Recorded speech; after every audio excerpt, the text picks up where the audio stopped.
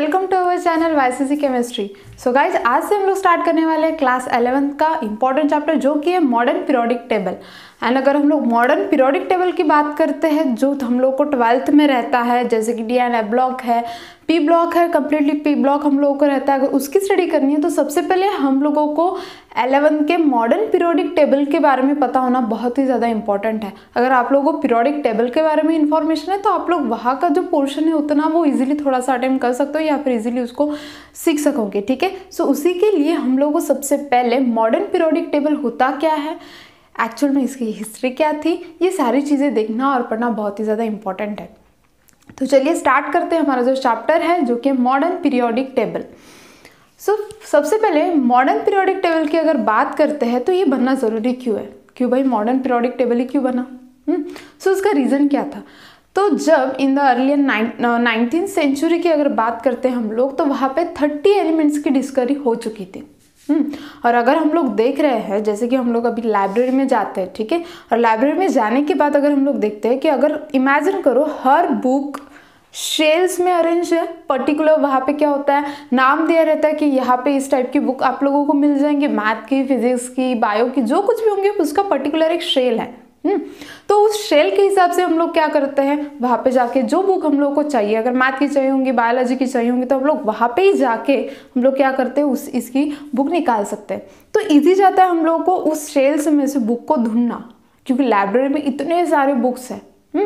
सो हम लोग को इजी किसके थ्रू पढ़े, तो हम लोगों ने उसका भी क्लासिफिकेशन क्या कर दिया कि भाई अगर केमिस्ट्री का शेल है तो अलग है, मैथ का अलग है, बायोलॉजी का अलग है, हर एक शेल्स को हम लोगों ने क्या कर दिया, डिफरेंट इसमें उसको डिवाइड कर दिया, जिसके थ्रू हम लोगों को क्या हो सकता है, इजीली कोई भी बुक अगर चाहिए होंगी तो वो मिल सकती है। अब तब in the earlier 19th century की अगर बात करते हैं तो 19th सेंचुरी में 30 एलिमेंट्स की डिस्कवरी हो चुकी थी। अगर मैंने आप लोगों को बोल दिया कि इस 30 एलिमेंट्स के आप लोगों को पीरियोडिक प्रॉपर्टीज, देन उसके बाद उसके फिजिकल केमिकल प्रॉपर्टीज, देन इसका एटॉमिक नंबर, एटॉमिक मासेस, फिर ये क्या क्या है, इसके वैलेंस कितने, ये सारी चीज़ें अगर मैं आपको याद करने को बोल दूंगी तो आपको ऑब्वियस चीज़ है कि ये सारी चीज़ें याद करने के लिए थोड़ा सा डिफिकल्ट जाएगा, नॉर्मल सी बात है। सो वही डिफ़िकल्टी क्योर करने के लिए या फिर कम करने के लिए हम लोगों ने क्या बनाया है, मॉडर्न पीरियोडिक टेबल। अभी के इसमें हम लोग जानते हैं कि टोटल 118 एलिमेंट की डिस्कवरी हो चुकी है। अगर 118 एलिमेंट की डिस्कवरी हो चुकी है, इतने सारे एलिमेंट की फिजिकल प्रॉपर्टी, केमिकल प्रॉपर्टी, वो किसके साथ रिएक्शन देता है, क्या करता है, ये सारी चीज़ें याद रखना थोड़ा सा डिफिकल्ट है, थोड़ा क्या बहुत ही ज़्यादा डिफिकल्ट है। अगर हम लोग 30 एलिमेंट्स याद कर लेते हैं और उसके बाद हम लोग को किसी में बोला जाए कि बताइए इसका वैलेंसी क्या होंगी, ठीक है, वैलेंसी तो फाइंड आउट करके बता देंगे, बट उसके बाद उसकी फिजिकल प्रॉपर्टी क्या होंगी, केमिकल प्रॉपर्टी क्या होंगी, ये बताना थोड़ा सा डिफिकल्ट जाता है। सो इसलिए हम लोगों ने क्या कर दिया, हर एक ग्रुप के हिसाब से, हर एक पीरियड के हिसाब से उनका क्या कर दिया, डिवाइड कर दिया।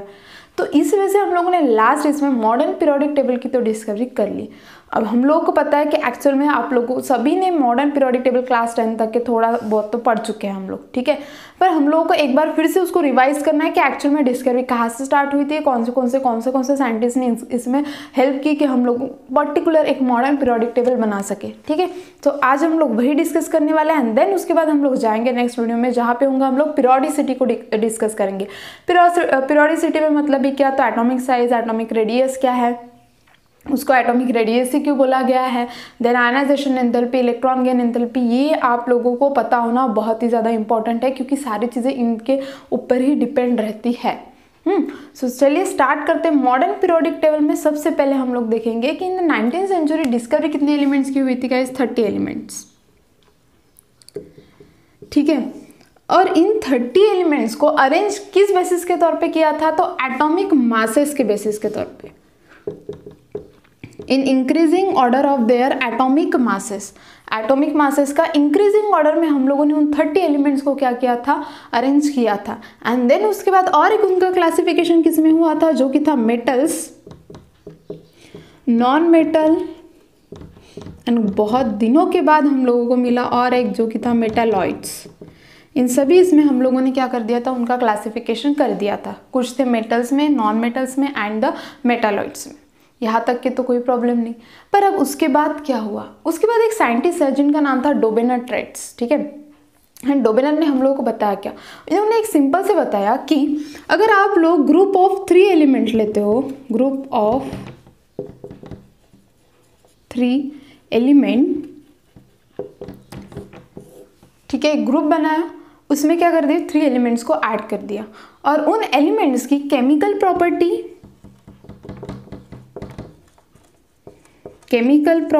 क्या थी, सेम थी। उनकी केमिकल प्रॉपर्टीज क्या थी, सेम। जैसे कि for example lithium, sodium and potassium, ठीक है। इनकी केमिकल प्रॉपर्टी की बात करते हैं तो इन तीनों की भी वैलेंसी कितनी आती है, 1। वैलेंसी कितनी है, 1 है, ठीक है। एंड देन उसके बाद अगर इनके अल्कली मेटल है, ठीक है, और वो रिएक्टिविटी भी सेम शो करते हैं, सो उसके बेसिस के तौर पे इन्होंने क्या कर दिया, जिनकी केमिकल प्रॉपर्टी सेम है उनको एक ग्रुप में डाल दिया और उनको उन्होंने बोल दिया ट्रेट्स, ठीक है। और इनका कहना क्या था, अगर आप लोग ये जो लास्ट 2 एलिमेंट्स के एटॉमिक मासेस का अगर एडिशन करते हो, किसका, एटॉमिक मासेस का, सो आपको मिडल एलिमेंट का एटॉमिक मास मिल जाएगा। मतलब आप अगर लिथियम का एटॉमिक मास लेते हो एंड द पोटेशियम का एटॉमिक मास लेते हो, इन दोनों का एडिशन करते हो, उनका अरिथमेटिक मीन निकालते हो, तो आप लोगों को मिडल एलिमेंट जो है सोडियम का, उसका क्या मिल जाएगा, एटॉमिक मास मिल जाएगा। ऐसा किसका कहना था, डोबेनर का, ठीक है। सो देखते हैं कि इन्होंने बोला कैसे था। देखो लिथियम की अगर बात करते हैं तो इसका एटॉमिक मास है 6 प्लस पोटेशियम की करते हैं तो 39.1, और अगर हम लोग इसको डिवाइड करते हैं तो हम लोगों को सोडियम का एटॉमिक मास मिल जाता है जो कि है 23। कितना है, 23, ठीक है। सो अगर हम लोग इन दोनों का एडिशन करने के बाद अगर देखते हैं तो हम लोगों को कितना मिलता है वहाँ पे 23, जो कि किसका है, सोडियम का है, ठीक है। इन्होंने बोल दिया था कि जिनकी केमिकल प्रॉपर्टी सेम है भाई आप लोग उनको एक ग्रुप में डाल दो। एक ग्रुप में अगर डाल दिया है आपने तो आप क्या करोगे, दो जो है फर्स्ट एंड द लास्ट, उन 2 एलिमेंट्स का क्या करोगे, अरिथमेटिक मीन निकालोगे, तो आपको थर्ड जो बीच में का जो मिडल एलिमेंट है उस मिडल एलिमेंट की एटॉमिक मासेस मिल जाएगा, ये इनका कहना था। बट एक्चुअल में ये कुछ एलिमेंट्स के ऊपर ही अप्लीकेबल हुआ। उसके बाद अगर हम लोग देखते हैं कि और कुछ एलिमेंट्स लेते हैं, उनका ग्रुप 3 मतलब जिनकी केमिकल प्रॉपर्टी सेम है उनको एक ग्रुप में डाल देते हैं 3 एलिमेंट्स को, और ये सारी चीज़ें अगर अप्लीकेबल करते हैं तो ये सारी चीज़ें अप्लाई नहीं हो रही थी। हम लोगों को मिडल एलिमेंट का एटॉमिक मास मिल ही नहीं रहा था। सो उनको लगा कि हम लोगों को अगर मिडल एलिमेंट का एटॉमिक मास मिल ही नहीं रहा है तो ऑब्वियस चीज़ें, मतलब ये क्या हुई, थ्योरी फेल हुई। मतलब इसका लिमिटेशंस क्या हुआ कि ये कुछ समय तक के क्या है, अप्लीकेबल है। देन इसके बाद अगर आप लोग आगे जाते हो तो ये अप्लीकेबल नहीं होने वाला है। समझ में आ गई बात। तो यहाँ पे हम लोगों को डोबेनर जो फर्स्ट साइंटिस्ट है उन्होंने क्या बताया, उन्होंने बोला कि ग्रुप ऑफ 3 एलिमेंट बनाओ, उस एलिमेंट की केमिकल प्रॉपर्टी सेम होनी चाहिए, उसके first and the third element का अगर आप लोग summation and the arithmetic mean निकालते हो, किसके एडिशन पर, एटॉमिक मासेस के एडिशन करते हो, तो हम लोगों को क्या मिलने वाला है, जो थर्ड एलिमेंट है Na, मिडल एलिमेंट जो है Na, इसका हम लोगों को क्या मिलने वाला है, एटॉमिक मास मिल जाएगा। ये किनका कहना था, डोबेनर का। बट लिमिटेशन क्या हुई, कुछ एलिमेंट्स तक की ये क्या थी, अप्लीकेबल थी। उसके बाद हम लोग अगर किसी भी 3 एलिमेंट्स को लेते थे जिनकी केमिकल प्रॉपर्टी सेम हो, उनका सेम इसी वे से फर्स्ट एंड द लास्ट का क्या करते थे, हम लोग एडिशन करते थे, अरिथमेटिक मीन निकालते थे, तो हम लोगों को थर्ड वाले का मिलता ही नहीं था, जो बीच वाला है उसका मिलता ही नहीं था, मिडल एलिमेंट का, ठीक है। तो ये जो थ्योरी थी, ये जो इन्होंने बताया था, ये क्या हो गई, कंप्लीटली फेल हो गई, ठीक है। देन उसके बाद क्या होगा, अब सबसे पहला डोमिनेंट था। इनके मेन पॉइंट्स आप लोग लिख के रखो, आप लोगों को इतना डिटेल नहीं, मेन है आप लोगों के लिए पीरियोडिसिटी, ठीक है। इसलिए आज पूरा एक्सप्लेन करके हम लोग जो जहाँ तक के मॉडर्न पीरियोडिक टेबल डेवलप हुआ है वहाँ तक के देख लेंगे, एंड देन उसके बाद हम लोग कल से पीरियोडिसिटी स्टार्ट करेंगे। इसका स्क्रीनशॉट निकालो जल्दी से।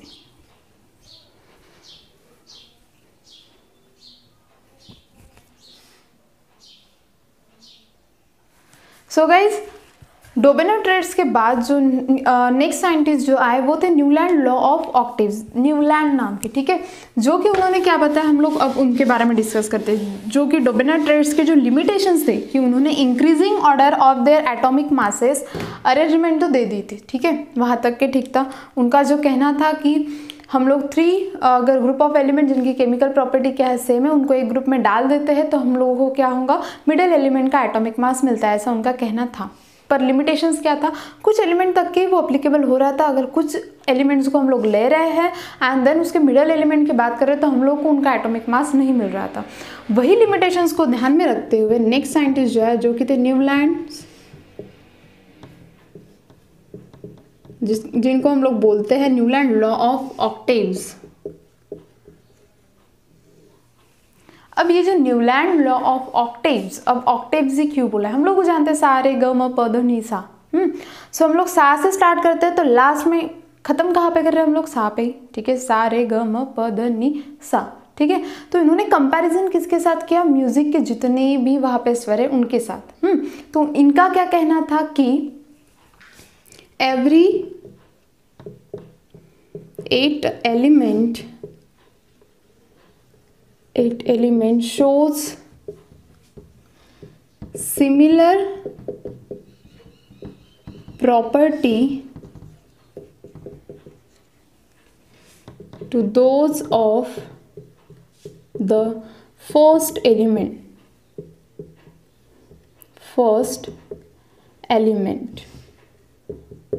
कोई भी अगर 8 एलिमेंट होगा वो फर्स्ट एलिमेंट के जैसा सिमिलर बिहेवियर देगा and similar chemical property show करेगा।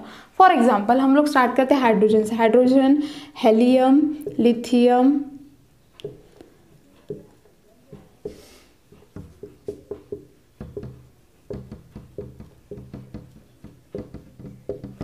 बस इतने ही लेते हैं, ठीक है, यहाँ पे तुम लोगों को क्लियर हो जाएगा। हाइड्रोजन, हेलियम, अगर हम लोग लिथियम से स्टार्ट करते हैं, ये है 1 2 3 4 5 6 7 8। तो अगर हम लोग यहाँ से 1 पकड़ते हैं तो 1 2 3 4 5 6 7 और 8, मतलब लिथियम के बाद जो 8 यहाँ पे आ रहा है एलिमेंट, ठीक है, 1 2 3 4 5 6 7 और 8th जो आ रहा है इसकी केमिकल प्रॉपर्टी एंड लिथियम की प्रॉपर्टी, ये दोनों की क्या रहने वाली है, सेम रहने वाली। और देखोगे तो सेम भी है, इसकी भी वैलेंसी 1, इसकी भी वैलेंसी कितनी है, 1 है, दोनों अल्कली मेटल है। तो इन दोनों की प्रॉपर्टीज क्या रहेंगी, सिमिलर रहेंगी, ऐसा इनका कहना था न्यूलैंड का। तो इन्होंने बोल दिया कि अगर तुम लोग कहीं से भी स्टार्ट कर रहे हो, वहां से 8 नंबर का जो भी एलिमेंट आएगा, first element and the 8th element, इन दोनों की प्रॉपर्टी क्या रहने वाली है, सिमिलर रहने वाली है, ऐसा न्यूलैंड का कहना था। अगर हम लोग स्टार्ट करते हैं यहाँ से, सो 1 2 3 4 5 6 7 8। अब देखो इसका और इसका, बेरिलियम की अगर बात करते हैं तो हम लोग जानते हैं एटॉमिक नंबर कितना होता है, 4, वैलेंसी कितनी है, 2, इसके लास्ट आउटरमोस्ट शेल में कितने इलेक्ट्रॉन होते हैं, 2, आ रहे सेम। सो इन्होंने म्यूजिक के जो वेव्स या फिर जो हम लोग स्वर बोलते हैं उनके हिसाब से उन्होंने क्या कर दिया है, बेरिलियम टू मैग्नीशियम अगर हम लोग लेते हैं, या फिर first element to 8th element अगर हम लोग जाते हैं, तो 8th एंड फर्स्ट एलिमेंट की प्रॉपर्टी क्या रहने वाली है, सेम रहने वाली है, ऐसा इन्होंने बोला था न्यूलैंड ने। बट इसके अब लिमिटेशंस क्या हुए, इसके लिमिटेशंस ये हुए कि ये अप्लीकेबल कहाँ तक के था, सिर्फ और सिर्फ कैल्शियम तक की। कैल्शियम के बाद अगर हम लोग देखते हैं तो हम लोगों को फर्स्ट एंड 8 इन 2 एलिमेंट्स की जो प्रॉपर्टीज थी वो हम लोगों को सिमिलर नहीं मिल रही थी। सो अप्लीकेबल सिर्फ और सिर्फ कहाँ पे हुआ, कैल्शियम तक के ही हुआ। देन उसके बाद हम लोग अगर किसी, इन्होंने कर भी क्या दिया था, 56 बॉक्स बनाए थे मॉडर्न पीरियोडिक टेबल में, और वो 56 बॉक्स उन्होंने छोड़ दिए, मतलब बनाए हैं, ठीक है, एंड देन उनके बाद उन्होंने वो नहीं बताया कि यहाँ पे कौन से एलिमेंट होंगे, क्या होंगे, इसके बारे में उन्होंने कुछ भी हम लोगों को इन्फॉर्मेशन नहीं दी, बट 56 बॉक्सेस उन्होंने बनाए थे। एंड देन उसी के साथ साथ ये जो लॉ था, ये लॉ अप्लीकेबल कहाँ तक के था, सिर्फ और सिर्फ कैल्शियम तक के था। अगर कैल्शियम के आगे हम लोग जाते हैं तो यहाँ पे कैल्शियम के आगे यहाँ पे इसका कुछ भी एग्जिस्टेंस नहीं हो रहा था इस वाले लॉ का। जहाँ पे हम लोग बोल रहे हैं कि फर्स्ट एंड 8th एलिमेंट का सिमिलर आना चाहिए, तो वैसा सिमिलर वो दे नहीं रहा था। मतलब ये अप्लीकेबल, ये मेन लिमिटेशंस है कि सिर्फ और सिर्फ ये कैल्शियम तक की अप्लीकेबल है। देन कैल्शियम के बाद तो भाई और 10 एलिमेंट बच रहे ना, तब 30 एलिमेंट्स हुए थे डिस्कवर, तो और 10 बच रहे। देन उसके बारे में क्या, ये इसका एक main question Newland law of octaves के हिसाब से अरेंज हो गया हमारे सामने। Then Newland law of octaves के बाद जो क्वेश्चंस थे, बहुत सारे एलिमेंट्स डिस्कवर्ड हो रहे थे कंटिन्यूअसली। देन कुछ कुछ चीज़ें इन्होंने इंक्रीजिंग ऑर्डर में भी नहीं अरेंज की थी, सिमिलर केमिकल प्रॉपर्टी कुछ कुछ इसकी नहीं मिल रही थी। तो उसको ओवरकम करने के लिए जो न्यू साइंटिस्ट है, जिनको हम लोग बोलते हैं डिमित्री मेंडेलीव्स, एंड उस मेंडेलीव्स ने मेरिट्स एंड डिमेरिट्स के फॉर्म में हम लोगों को एक थोड़ा सा डायरेक्शन दे दिया कि भाई मॉडर्न पीरियोडिक टेबल इस वे से हो सकता है। और इनका मॉडर्न पीरियोडिक टेबल लगभग सही था, कुछ लिमिटेशंस थी बट लगभग इनका जो मॉडर्न पीरियोडिक टेबल था ये सही था। सो पहले साइंटिस्ट थे डोबेनर, एंड देन उसके बाद कौन है, न्यूलैंड लॉ ऑफ ऑक्टेव्स। ये दो साइंटिस्ट, ठीक है। सबसे पहले इसका स्क्रीनशॉट निकालो, देन हम लोग आगे जाते हैं, मेंडेलीव के बारे में डिस्कस करेंगे।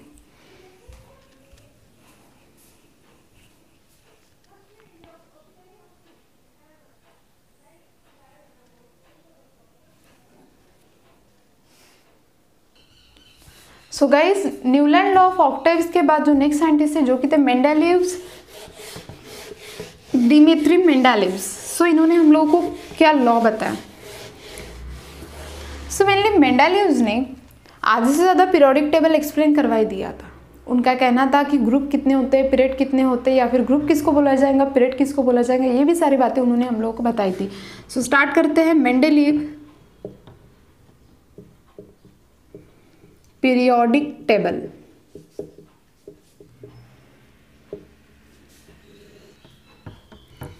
सो मेंडेलीव पीरियोडिक टेबल की अगर बात करते हैं, जब मेंडेलीव ने पीरियोडिक टेबल के बारे में डिस्कवर करना स्टार्ट किया था तब मेनली 63 एलिमेंट्स की डिस्कवरी हो चुकी थी।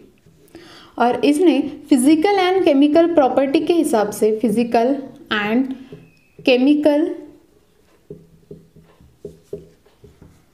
प्रॉपर्टीज ऑफ एलिमेंट के हिसाब से मॉडर्न पीरियोडिक टेबल, मतलब पीरियोडिक टेबल में अरेंजमेंट एलिमेंट की करना स्टार्ट कर दिया था। फिजिकल एंड केमिकल प्रॉपर्टी मतलब भी क्या, उनका मेल्टिंग पॉइंट, बॉइलिंग पॉइंट, उनके एटॉमिक मासेस के हिसाब से, एंड देन उसके बाद उनकी इलेक्ट्रिकल कंडक्टिविटी क्या है, डेंसिटी क्या है। इन सारी फिजिकल प्रॉपर्टी को डिस्कस करते हुए इन्होंने जो एक न्यू लॉ दिया हम लोगों को, वो क्या था, the physical and chemical properties of elements are periodic function of their atomic masses। So इनका स्टेटमेंट क्या था, इनका कहना था कि physical and chemical property of the element are the periodic function of their atomic masses. Physical and chemical property के हिसाब से हम लोग सारे एलिमेंट्स को क्या करेंगे, पीरियोडिक टेबल में अरेंज करेंगे। और किसके हिसाब से, तो पीरियोडिक फंक्शन कैसे डिसाइड होगा उनका, उनके एटॉमिक मासेस के हिसाब से। उनका एक्चुअल में एटॉमिक मास है क्या, एटॉमिक मासेस के हिसाब से हम लोग इंक्रीजिंग ऑर्डर में हर एक चीज़ को क्या करते जाएंगे, अरेंज करते जाएंगे। सो इनका और एक कहना था, जिन्होंने इन्होंने बोला कि ग्रुप हमेशा कैसे प्रेजेंट रहते हैं, वर्टिकली, एंड द पीरियड कैसे प्रेजेंट रहते हैं, हॉरिजॉन्टली। पीरियड हमेशा कैसे रहेंगे, हॉरिजॉन्टली, एंड ग्रुप कैसे रहेंगे, वर्टिकली। सो इनका कहना क्या था, इन्होंने ग्रुप के बारे में भी हम लोगों को बताया, ठीक है, जिनकी physical and chemical property, mainly chemical property same इसमें आई, जिसकी वैलेंसी सेम है उसको एक ग्रुप में डाल देते हैं। सो ग्रुप हमेशा कैसे प्रेजेंट होंगे, वर्टिकली, एंड पीरियड कैसे होंगे, हॉरिजॉन्टली। ये भी हम लोगों को किसने बताया है, मेंडेलीव्स ने। अब ये दो चीज़ें डिस्कस होने के बाद एंड उनका स्टेटमेंट होने के बाद अब बात आती है कि इन्होंने और मेन चीज़ें क्या बताई। तो अगर मेन मतलब इनके मेरिट्स की बात करते हैं तो इन्होंने क्या बोला था, जैसे कि फॉर एग्जांपल हम लोग अगर बेरिलियम की बात करते हैं, बेरिलियम का एक्चुअल में पहले एटॉमिक मास दिया गया था 14.9 समथिंग, ठीक है, 14 पॉइंट था, 14 पॉइंट, ठीक है, 14 था। एंड देन बट एक्चुअल में देन हम लोगों ने अगर देखा तो उसका एटॉमिक मास भी मेंडेलीव ने क्या किया है, करेक्ट किया है। पहले बेरिलियम बोरॉन के बाद में वहाँ पे एग्जिस्ट कर रहा था। देन जब उनके एटॉमिक मासेस करेक्टली फाइंड किए गए देन बेरिलियम को पहले रखा गया और देन उसके बाद कौन आया है, बोरॉन आया है। सो उन्होंने अरेंजमेंट जो की, ठीक है, बेरिलियम के एटॉमिक मासेस भी इन्होंने क्या किए हैं, करेक्ट किए हैं, ठीक है। तो सबसे पहला तो atomic masses of the element क्या किया इन्होंने, करेक्ट किया। देन उसके बाद कुछ ऐसे जगह थी जहाँ पे एलिमेंट्स आ रहे थे पर वो डिस्कवर्ड नहीं हुए थे उस टाइम पे, जिसको उन्होंने नाम दिया था तब इका सिलिकॉन, इका बोरॉन, इका एल्यूमिनियम, जिसका बाद में नाम पड़ा है scandium, germanium and the gallium. Then बाद में वो डिस्कवर्ड हुए, लेकिन उन्होंने पहले ही बोल दिया था कि भाई यहाँ पे कोई ना कोई एलिमेंट है जो कि आने वाले हैं और यहाँ पे पुटअप होने वाले हैं। उन्होंने उनके नाम बता दिए थे कि इसका इका सिलिकॉन हो सकता है, इका एल्यूमिनियम हो सकता है, इका गैलियम हो सकता है, ऐसे उन्होंने नाम हम लोगों को बता दिए थे कि इनके ये नाम हो सकते हैं। सो उसके बारे में भी उन्होंने पहले ही डिस्कवरी कर दी थी और वहाँ पे उनके लिए वैकेंट स्पेस छोड़ी थी। ये था सेकंड उनका मेरिट। और उसके बाद थर्ड मेरिट क्या, तो इन्होंने जीरो ग्रुप जो था हमारा, उन जीरो ग्रुप को क्या किया था, प्लेस किया था in the periodic table. Zero group के बारे में उन्होंने डिस्कशन भी किया एंड देन उसके बाद उन्होंने उनकी पोजीशन भी हम लोगों को एक्सप्लेन की। बट इन्होंने नोबल गैसेस के बारे में हम लोगों को कोई भी इंफॉर्मेशन नहीं दी। इसके बारे में, नोबल गैसेस के बारे में, इसके बारे में नहीं बताया। बट इन्होंने किसके बारे में बताया, जीरो ग्रुप जो था कम्प्लीटली, उसके बारे में हम लोगों को मेंडेलीव ने कम्प्लीटली इंफॉर्मेशन दी थी। क्लियर है यहाँ तक के? सो सबसे पहला तो main statement, physical and the chemical property of the element are the periodic function of their atomic masses. Group vertically present होता है एंड द पीरियड कैसे होते हैं, हॉरिजॉन्टली। एटॉमिक मासेस इन्होंने करेक्ट किए। देन उसके बाद कुछ एलिमेंट्स थे जहाँ पे उन्होंने वैकेंट छोड़ दिए थे, इका सिलिकॉन, इका बोरॉन एंड इका गैलियम, उनके नाम दे दिए थे उन्होंने। और उनके कुछ समय के बाद जो डिस्कवरी, उसके मेन नाम क्या थे, स्कैंडियम और गैलियम एंड जर्मेनियम, ठीक है, वो बाद में नाम उनके दे भी गए। मतलब पहले उनको पता था कि यहाँ पे क्या है, कुछ तो भी वैकेंट स्पेस है जहाँ पे यहाँ पे कुछ ना कुछ एलिमेंट्स आने वाले हैं जो कि अभी तक के डिस्कवर्ड नहीं हुए हैं। देन उसके बाद इन्होंने जीरो ग्रुप की पोजीशन बताई पीरियोडिक टेबल में हम लोगों को, पर नोबल गैसेस के बारे में हम लोगों को कुछ भी इंफॉर्मेशन दी नहीं। ये क्या थे, इनके मेरिट्स थे। अब बात आती है डीमेरिट्स के बारे में। इनके डीमेरिट्स क्या थे, तो अगर हम लोग डीमेरिट्स की बात करते हैं तो इनके डीमेरिट्स थे, सबसे पहली बात तो हाइड्रोजन की पोजीशन के बारे में नहीं बताया।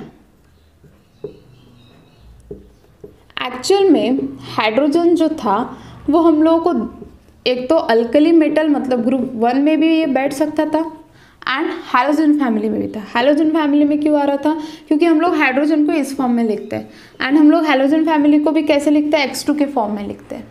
सो हाइड्रोजन भी था, वो भी कौन से फॉर्म में था, H2 के फॉर्म में था, और ये कौन से फॉर्म में था, X2, मतलब दोनों का जो मॉलिक्यूलर फॉर्मूला है वो सेम था। सो इन्होंने एग्जैक्ट पोजीशन हाइड्रोजन की भाई अल्कली मेटल में है या फिर हैलोजन में, इसके बारे में भी हम लोगों को इन्फॉर्मेशन नहीं दी थी। उसके बाद मेन चीज के ऊपर आते हैं, तो यहाँ पे इन लोगों ने नोबल गैस एंड आइसोटोप्स तब जब डिस्कवर्ड हुए थे उनकी पोजीशन एग्जैक्ट पीरियोडिक टेबल में कहाँ है, ये भी हम लोगों को मेंडेलीव ने बताया नहीं। ये मेन आता है किसमें, डीमेरिट्स में, कि हम लोगों को उन्होंने नोबल गैसेस के बारे में भी नहीं बताया एंड द आइसोटोप्स के बारे में भी नहीं बताया कि आइसोटोप्स की एग्जैक्ट पोजीशन कहाँ पे होनी चाहिए in the periodic table.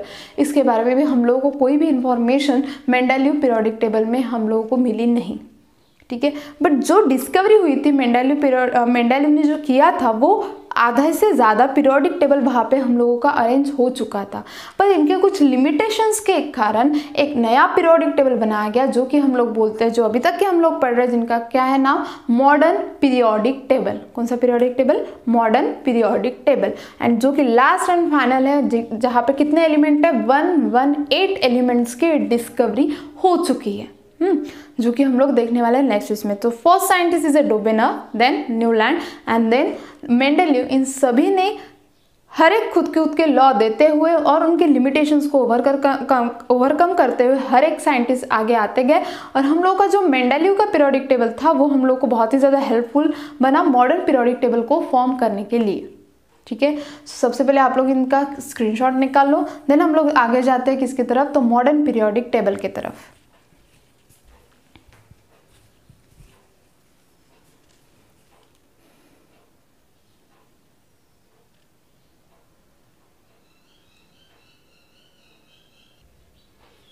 So guys अब हम लोग देखने वाले हैं मॉडर्न पीरियोडिक टेबल, जो कि तुम लोगों को पता होना बहुत ही ज़्यादा इम्पोर्टेंट है नेक्स्ट इसके हिसाब से कि कहाँ पे कौन सा ब्लॉक आता है। तो चलो स्टार्ट करते हैं modern periodic table.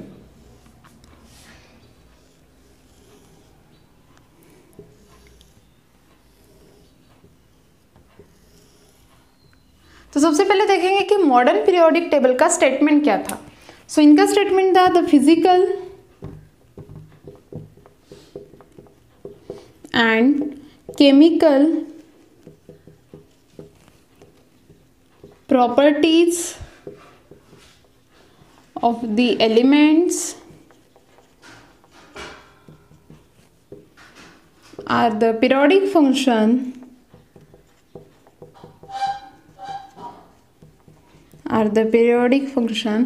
of their atomic number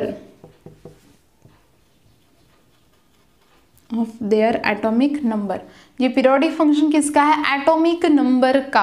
अभी तक के हम लोगों ने मेंडेलियव में देखा था कि वो एटॉमिक मासेस का था, अभी यहाँ पे हम लोग क्या बोल रहे हैं कि वो किसका है? एटॉमिक नंबर का है।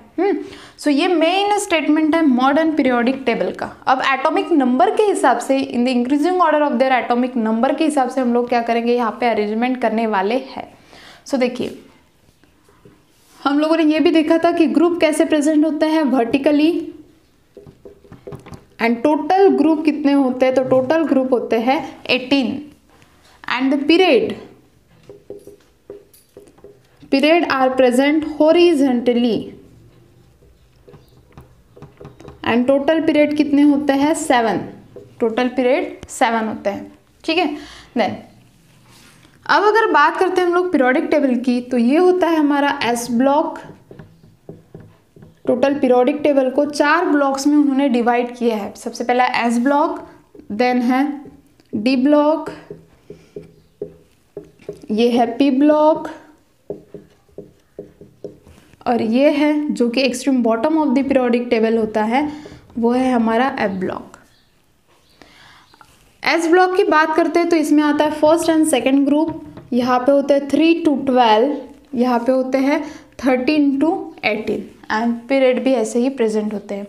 Extreme bottom of the periodic table की सबसे पहले अगर बात करते हैं, ये जो बॉटम का जो पोर्शन है यहाँ पे जो पहला है उसको हम लोग क्या बोलते हैं, कौन सी सीरीज बोलते हैं? लैंथेनॉइड सीरीज, और इसको हम लोग बोलते हैं एक्टिनॉइड सीरीज।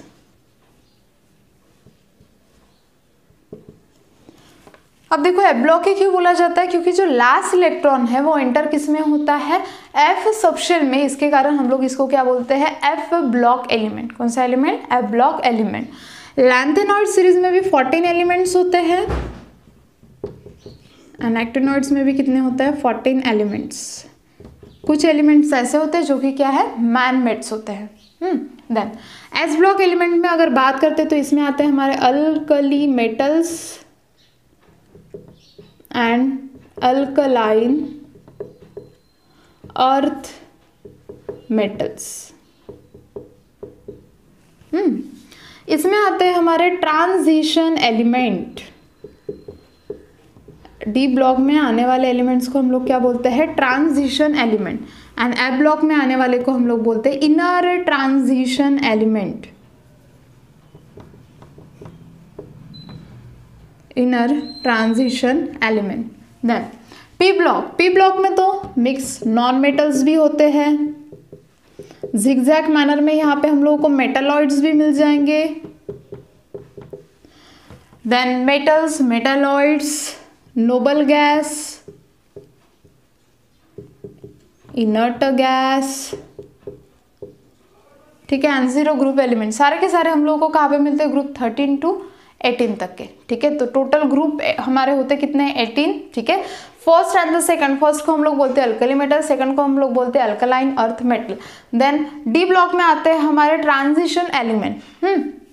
एंड 13 to 18 में हमारे आते हैं non metal, metalloids, noble gases and the inert gases. And जो बॉटम में है एफ ब्लॉक एलिमेंट, वहाँ पे कौन आते हैं? पहली सीरीज जो है 14 एलिमेंट्स की सीरीज, उनको हम लोग बोलते हैं लैंथेनॉइड सीरीज, एंड नीचे वाले को हम लोग बोलते हैं एक्टिनॉइड सीरीज। और यहाँ पे प्रेजेंट रहने वाले एलिमेंट को हम लोग क्या बोलते हैं?